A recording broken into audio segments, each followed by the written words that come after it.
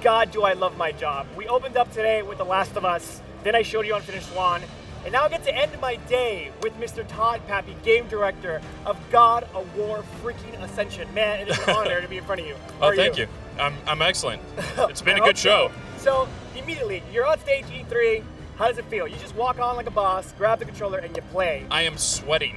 I am sweating. You can actually see in some of the far shots, my hands, I'm rubbing my hands down my pants. I got that at times, like he's sweating. I know Pappy, he's sweating. I was nervous. I messed up a couple of times, but, I don't think anybody saw it.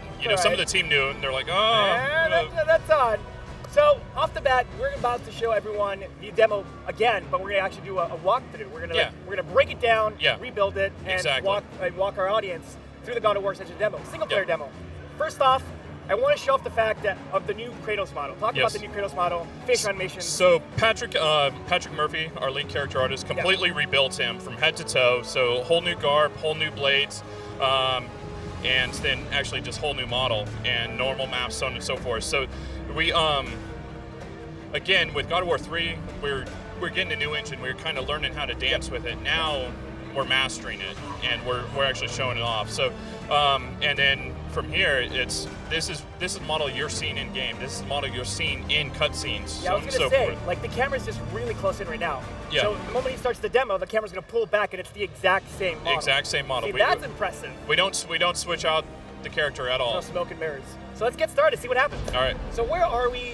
Can you reveal where in the story this is at? Yeah. So this is about, I would say, about 60% into the story. Okay. And where Kratos is arriving is the island of Delos, which is basically the birthplace of Artemis and Apollo.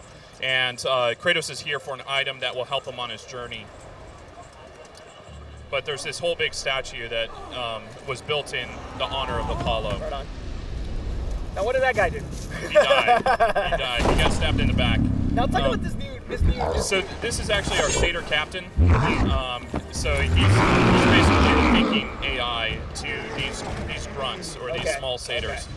And then so here, when it comes to game design, attack him first, take out the leader, and they all go out. Okay. So here, the whole idea behind it is this is our sub weapon.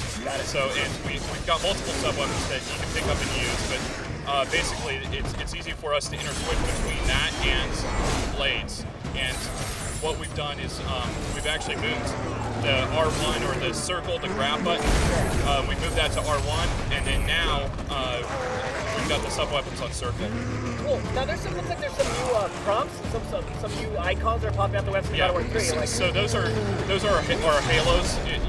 We didn't want to put an R1 up there. Okay. So, but there's different states. Like there's a stun state, and then there's a kill state. Cool. But if Jeff actually tethers into this guy, so tether red. So, yeah. I'm assuming that's a kill state. That's a kill state. But Jeff can tether into him, and then he can swing at him, and he can also make the character drop their sword. Now Jeff can throw it, weaponize this guy, which is grabbing him, swinging him around, so if other AI around there, then it knocks him out. And then, there we go. Pop the head off. Nice. Now, how fun is it for your animators to animate a death like that? Oh, I think they have a great time. Now, are your animators very upset? Are they rageful like Kratos, or are they just very sweet? No, actually, most of them are so peaceful and so unassuming. Like, you wouldn't expect that. That's what they do in their life. Which would explain why they make such great kill animations, because they're always sitting there quietly plotting. Exactly. So here, we've got our traditional CS moves, and then we're also showing off some new ones. Obviously, he died by skewering. Okay, so let's talk about the camera. Like, the camera work is phenomenal. Like, oh, thank you. The camera's flying in and out. It's like it's this great, cool experience. And again, it's no smoke and mirrors. This is actually the game. Yes, this is the game. We do not do we do Apex, but every now and then, for the most part, it is all in game. So this is a new feature. Talk about exactly. So this is what we're calling life cycle. And the whole idea behind it is that Jeff can actually take it so that it is completely pristine. And then once it's completely pristine, you still can't get up there. So now you got to take it and you got to rewind it to 50%. That's what you were doing in the demo. Exactly. So you can take it, you can rewind it to 50%, and then now you can actually navigate on these pieces. Very cool. And again, there's that camera work. Yeah. I love exactly. it. And this will allow you to get over to the next area. Okay.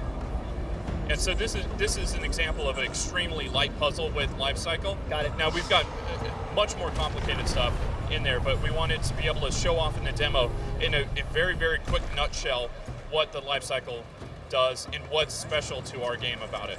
Right on. Now, I remember the first time I saw God of War Ascension, first thing I picked up on was the fact that he no longer opens up chests. He just smashes them. Yeah, and then here's a different side of him too, where he actually saves somebody. Yeah, what's up with that? Like, when did he go soft? It's more, he was soft and then he went hard. Okay. Really so cool. here's another sub-weapon. Nice. And then it's...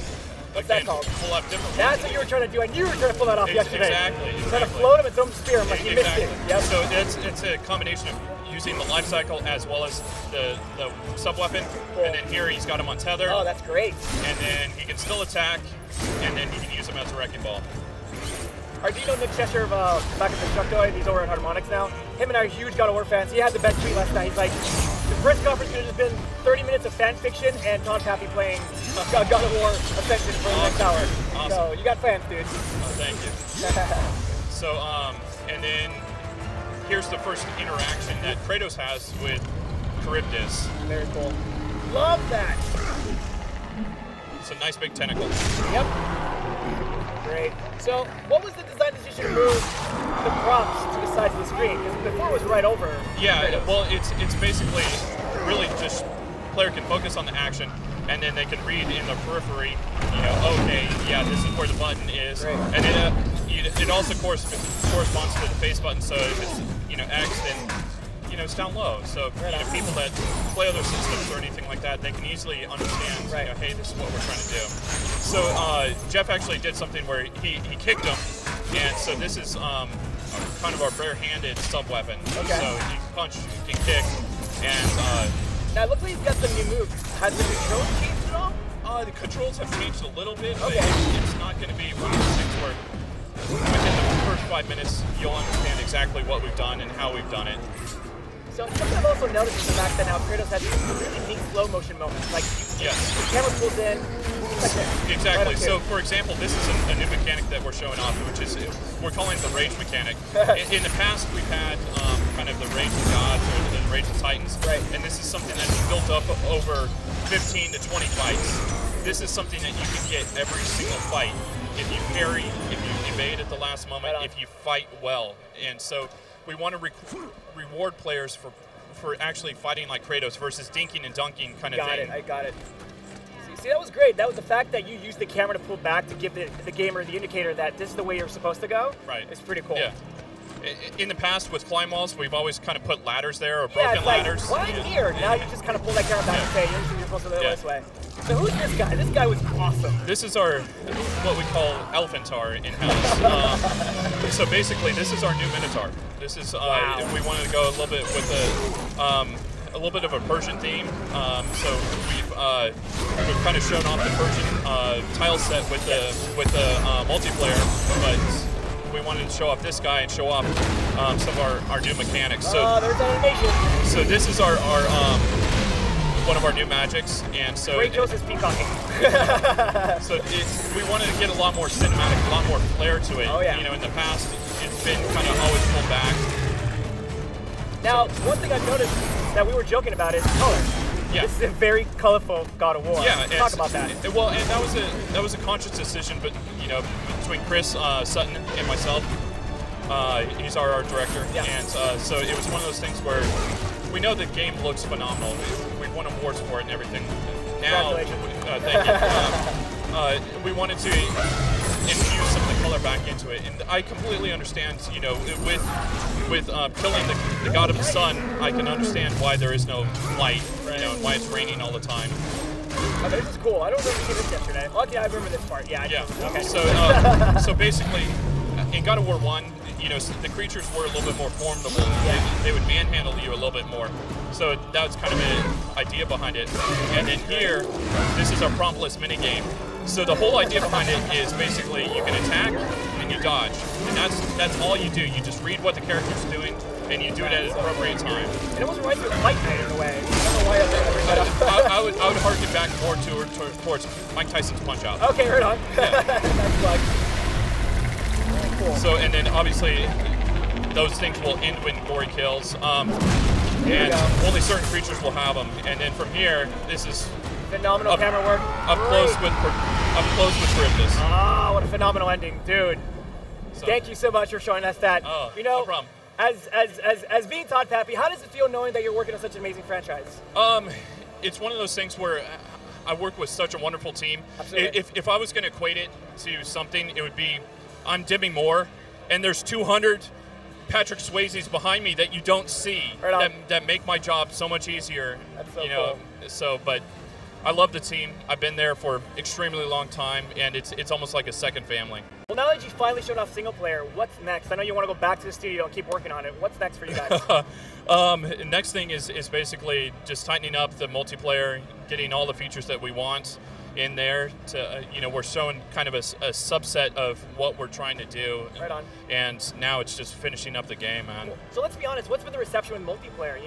Has it been positive, negatives? Are people still trying to figure out what multiplayer is with God of War? I think now that people are getting their hands on it, they're understanding, what it is and what we're going for. So, I want to make sure that it feels, it feels special. It feels like God of War, and I think, since people can play it now.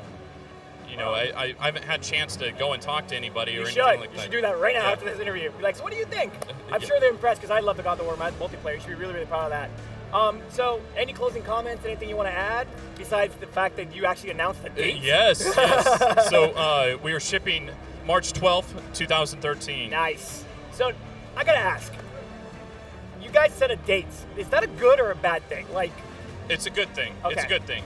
For us, it's when we set a date, we know what our target is, and sometimes when you have moving targets, then things get kind of squishy, and you get feature creep and so on and so forth. We've got a very, very clear deadline, and the team will work towards that. Phenomenal. Drop that date one more time. March 12th, 2013. Dude, always a pleasure, man. Thanks, Thank you so much for your time. Hell yeah.